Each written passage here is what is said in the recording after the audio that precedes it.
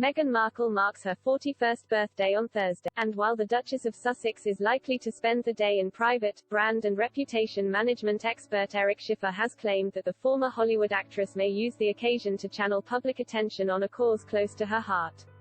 The California-based commentator told Express.co.uk, she wouldn't be the first to want to shed attention from her birthday onto the plight of others, and that's right out of her textbook today, that's in her playbook.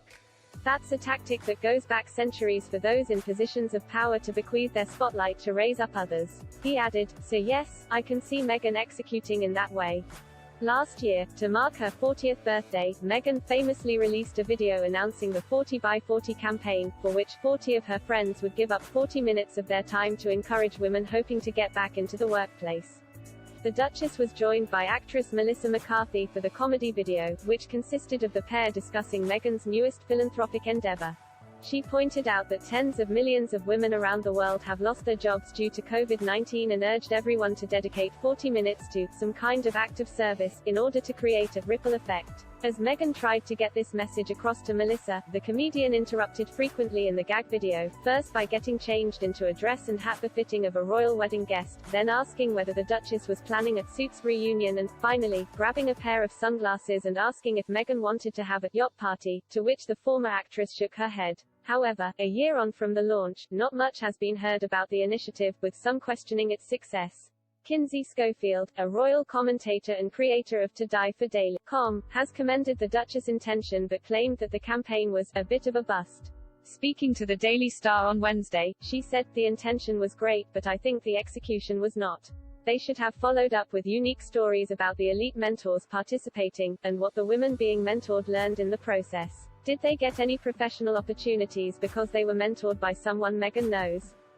That is great, she added. To go radio silent makes it feel like they tried something. It didn't take off, let's pretend it didn't happen. Meghan and Prince Harry starting to get nervous over couples' longevity in Hollywood. Meghan Markle and Prince Harry have begun to grow nervous over their longevity in Hollywood, according to former Vanity Fair editor Tina Brown. The Duke and Duchess's Archwell production company website has not reported any update on the scheme. Ms. Schofield concluded, I think Meghan's 40 by 40 campaign was a bit of a bust. But it's hard to evaluate it without hearing or seeing any of the results. Perhaps Shush is playing the long game and we'll get updates this year. However, back in May, royal biographer Angela Levin claimed that the project had been quietly dropped. Angela Levin told Sun Online, I read some time back it had been quietly dropped. I think it's very quietly gone into the. Meghan is expected to release her new podcast this year, with the Duchess announcing in March that Archetypes would launch this summer.